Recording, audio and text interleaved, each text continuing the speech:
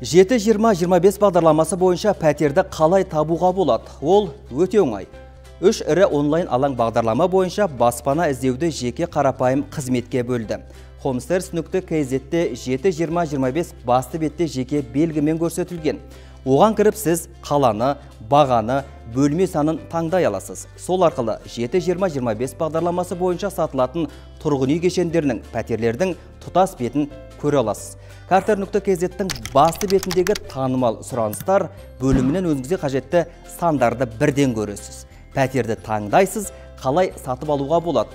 Батырмасын басыңыз. Сізге 7-20-25 дайын формуласын енгізу ұсынылады. Крыша.kz-те сіз қала таңдайсыз, бағасын жазасыз, жаңа үйлер деген жерге белгі қоясыз. Шығатын тізімде 7-20-25 бойынша берілетін пәтерлер арнайы белгімен көрсетілген.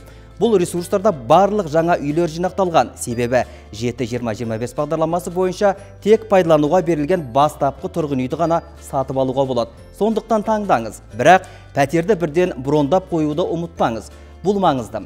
Айтқандай, құрылысты салушы немесе құрылысқа тапсырыс беруші ретінде тек құрылыс компаниясы ғана емес, сонымен бірге жеке кәсіпкерлер де бола алады. Брондап қойғаннан кейін құжаттарды жинап, банкке барыңыз. Қандай құжаттар қажет екендігін келесі жолы айтамын.